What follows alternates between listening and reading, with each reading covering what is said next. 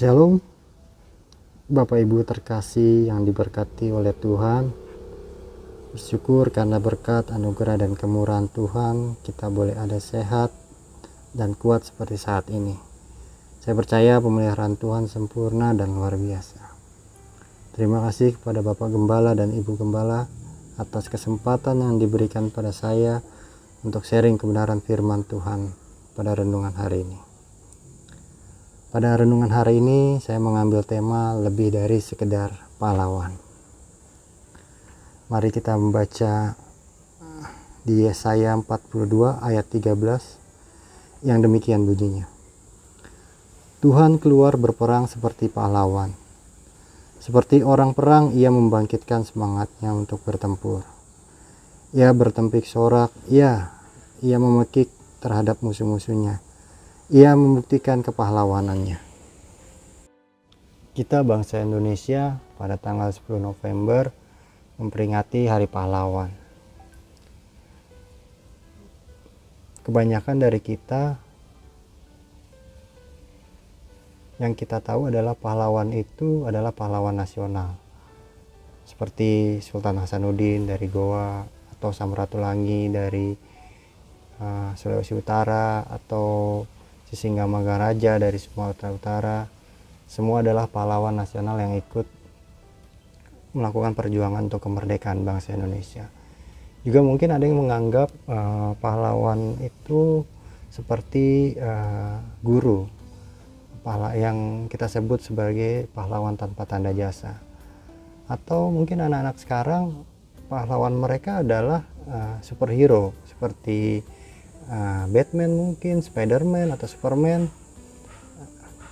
Atau ada yang menganggap pahlawan mereka adalah orang tua mereka, karena mereka tahu bahwa orang tua mereka yang berjerih lelah untuk menghidupi kehidupan anak-anaknya. Itu semua benar, mereka adalah pahlawan-pahlawan. Dan pahlawan tidak lepas dari jasa-jasanya. Kalau pahlawan nasional kita, jasa-jasanya ialah dia bertempur, berperang untuk kemerdekaan bangsa Indonesia. Guru kita, pahlawan jasa-jasanya adalah mengajar dan mendidik kita. Begitu juga dengan orang tua kita. Jasa-jasanya adalah membesarkan dan mendidik kita. Dari semuanya itu kita tahu bahwa ada sosok yang lebih dari sekedar pahlawan. Kenapa dia disebut lebih dari sekedar pahlawan?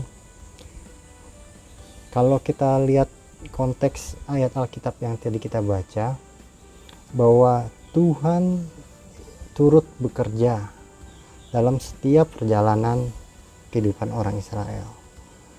Setiap pertempuran yang dilakukan oleh bangsa Israel melawan bangsa-bangsa lain, Tuhan turut hadir, turut bekerja, memberikan kemenangan pada bangsa Israel. Bagi saya dia bukan sekedar pahlawan.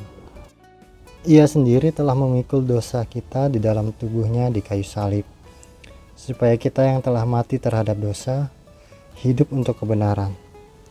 Oleh bilur-bilurnya kamu telah sembuh.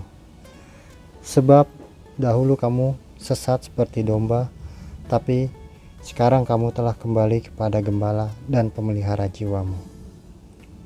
Tuhan begitu luar biasa. Tuhan kita rela mati, berkorban, dan menyelamatkan kita semua. Kalau kita ada sampai saat ini, kita percaya bahwa itu semua karena pengorbanan Tuhan juga. Kalau di Yohanes 15 ayat 13 yang berbunyi, tidak ada kasih yang lebih besar daripada kasih seorang yang memberikan nyawanya untuk sahabat-sahabatnya, yaitu Yesus sendiri. Dia rela untuk memberikan nyawanya untuk kita semua.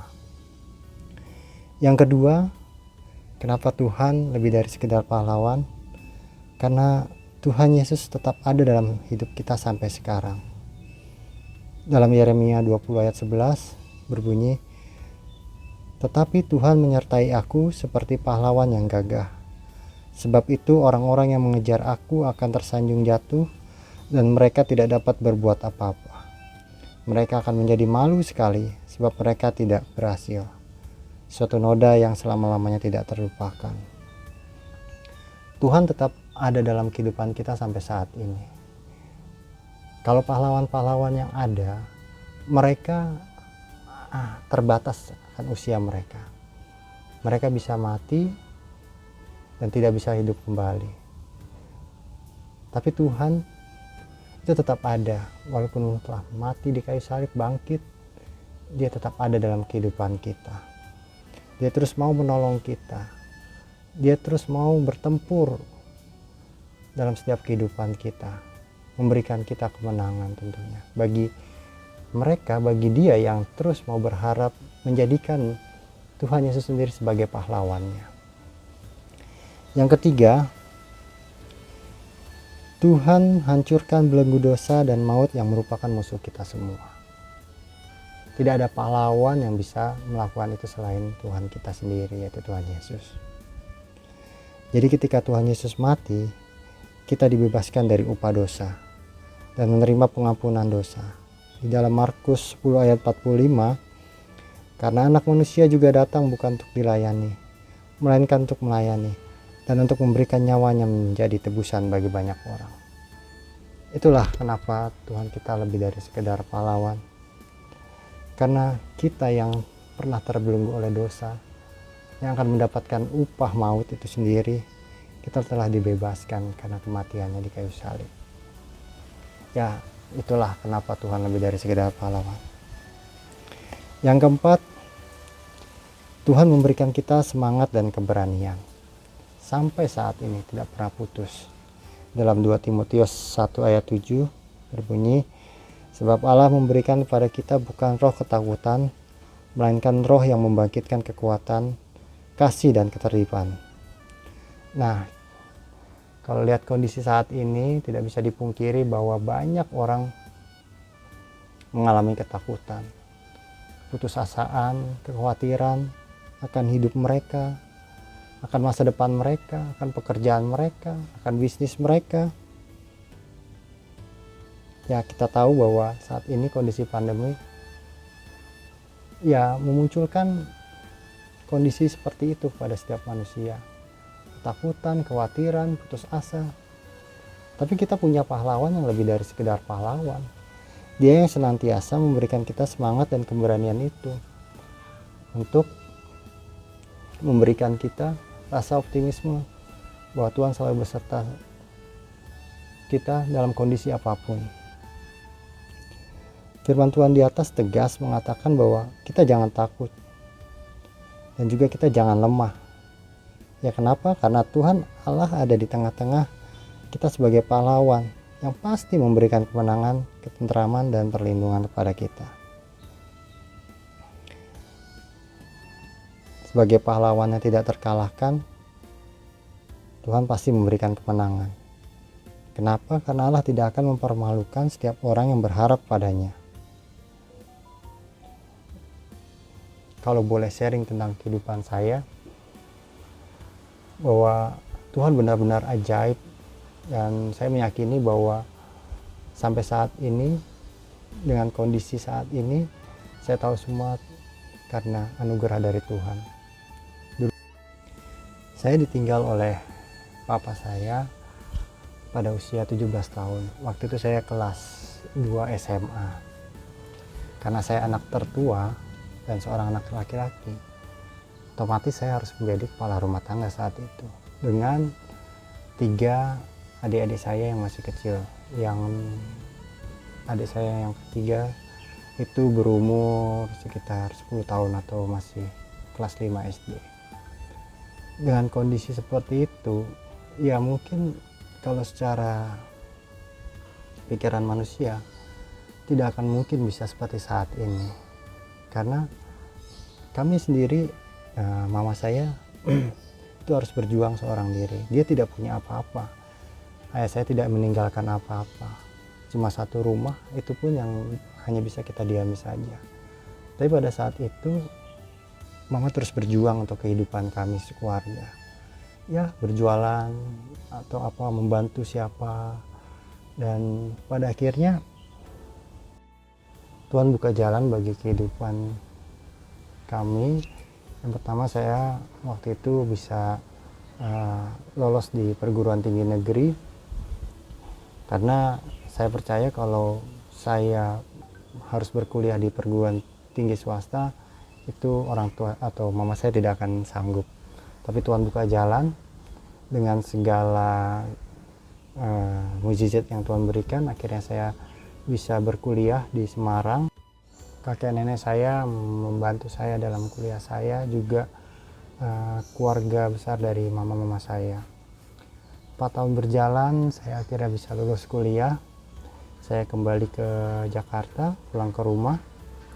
Dan di situ ternyata tidak semudah yang saya bayangkan, bahwa orang yang selesai kuliah dari perguruan tinggi negeri harusnya bisa cepat bekerja. Ternyata tidak. Tuhan memproses saya tidak bekerja atau menganggur sekitar kurang lebih 7 bulan lamanya. Dari situ saya melihat bagaimana mama saya terus berdoa malam hari, bahkan pagi hari. Saya melihat dia tidak pernah berhenti untuk mendoakan saya supaya saya dapat bekerja. Hampir setiap minggu saya keluar dengan membawa map gitu, ikut tes sana sini, sampai tetangga saya bertanya, mau kemana lagi, kok nggak kerja, kok tes terus nggak pernah lulus. Ya akhirnya pada satu titik saya merasa malu gitu. Tapi ternyata itu proses dari Tuhan. Tuhan berikan saya kesabaran dan terus untuk berharap kepadanya. Akhirnya saya bisa bekerja di suatu bank sekitar 2 tahun lamanya, dan setelah itu saya bisa bekerja sampai saat ini di perusahaan yang saya diami saat ini. Itu semua karena proses Tuhan, dan Tuhan luar biasa baik. Tuhan berikan juga berkat bagaimana Tuhan memberikan saya kesempatan untuk bisa ke Balikpapan, tinggal di sana selama 6 tahun, lalu di Timika tinggal di sana hampir 3 tahun, lalu saat ini di Makassar. Saya begitu banyak mendapat berkat yang luar biasa dari kota-kota tersebut. Saya bertemu dengan keluarga-keluarga baru yang sebelumnya mungkin saya tidak kenal, tapi bahkan mereka lebih dari saudara menurut saya, karena saya bertemu dengan keluarga-keluarga baru di Balikpapan, di Timika. Bahkan saat ini saya bertemu dengan Bapak Ibu semua di GPD Eklesia yang bukan hanya sekedar teman gereja, tapi sudah seperti keluarga yang benar-benar melekat satu sama lain. Itulah saya merasa bersyukur saat ini bagaimana Tuhan senantiasa bekerja dalam kehidupan saya. Tuhan memberikan begitu banyak berkat bagi saya. Saya bisa meluluskan perkuliahan adik-adik saya sampai ke jenjang sarjana, dan banyak berkat yang sebelumnya saya tidak pernah pikirkan, termasuk ketika saya bisa bertemu dengan istri saya. Saya tidak pernah berpikir bagaimana saya bisa menjadi suami dari seorang anak gembala, dan itu membawa saya ke dalam kebaikan tentunya. Bahkan saya juga tidak pernah berpikir bahwa saya bisa pergi ke tanah perjanjian. Itu Tuhan buka jalan semuanya.